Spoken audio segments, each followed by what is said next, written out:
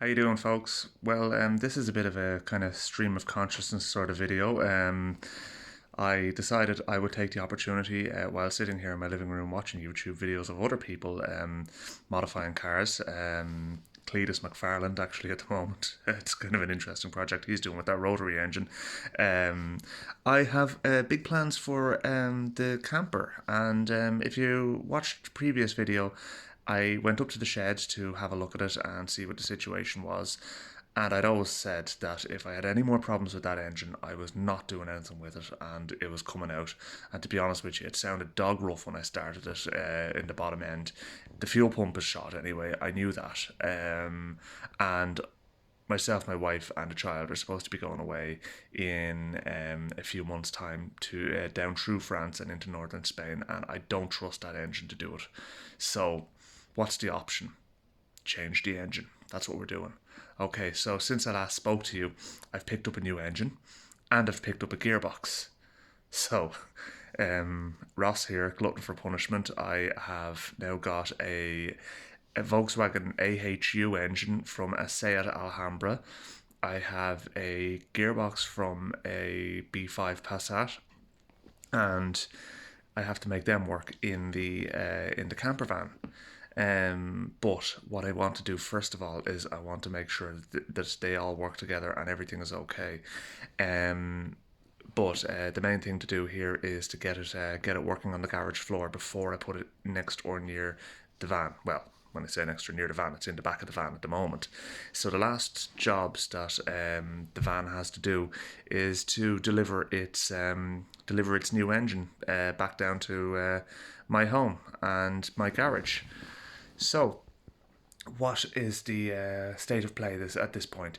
Well, the engine I picked up has 140,000 miles on it, which is good for a VW diesel. It's well able for that.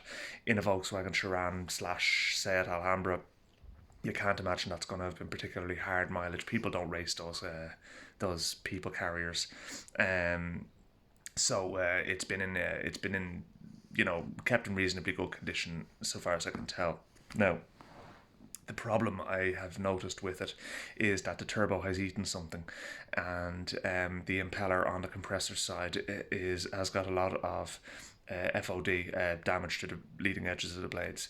So rather than trying to fix that, I have bought a CHRA, or center housing rotational assembly, for the turbo, and I'll be stripping the turbo and replacing the entire CHRA and keeping the other housings. So that will also give me the opportunity to re-index the turbo, which is important when you're putting the engine 50 degrees on its side. In the T25 camper, the engine does sit 50 degrees on its side. Normally it's 20 degrees on its side. So the reason you have to re-index the turbo is to make sure that the oil drains directly out the bottom of it and into the sump. So it's vitally important you do this. If not, you cook the turbo, and the oil cokes up in the bearings, and yeah, you basically ruin it in short order.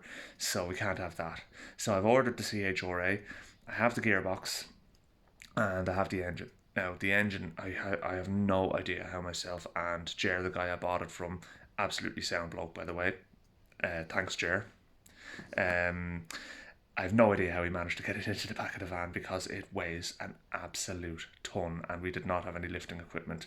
So that took some doing.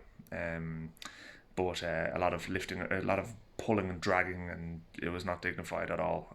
Let's just say I'm going to be changing the sump anyway, so it really shouldn't matter. But I will be getting a lifting crane for the engine to do the job. So anyway, that's the engine side of things. I will change the timing belt, and I'll change the V belt. I will change the timing belt tensioner. I'm going to service it. I might take the injectors out and give them a clean, and I want to double check the injection pump timing.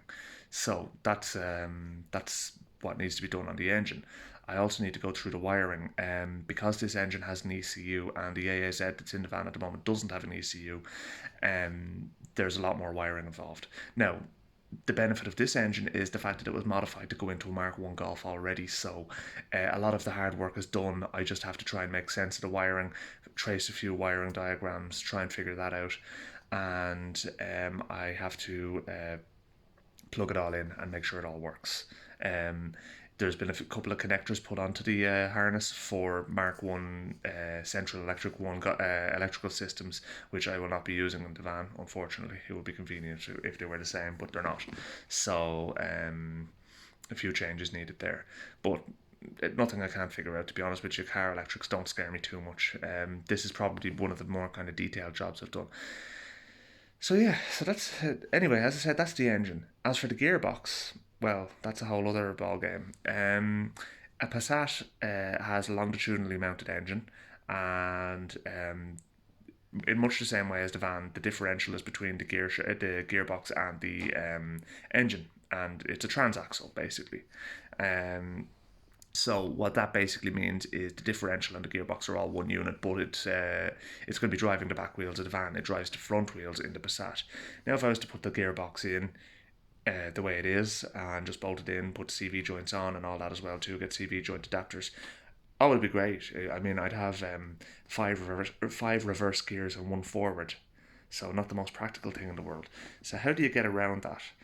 In some gearboxes you can flip the differential, but unfortunately the possibility of doing that in the Passat gearbox doesn't exist. So what we do instead is we flip the whole gearbox.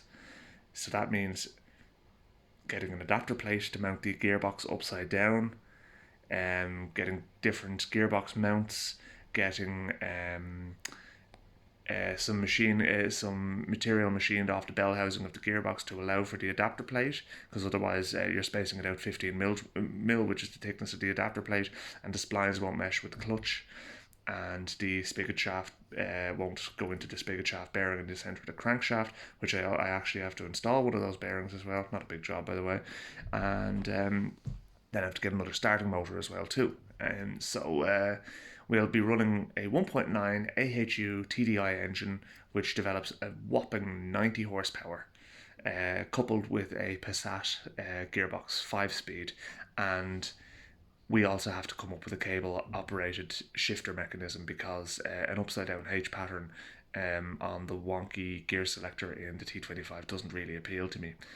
So I have my work cut out for me, and I have to do this all before the June bank holiday, which is the first weekend in June, because we're going to a music festival then, and we're going to want the van. So, yeah, that's going to be fun. So keep watching, and I will keep you updated. Thanks very much for watching. Don't forget to like and subscribe.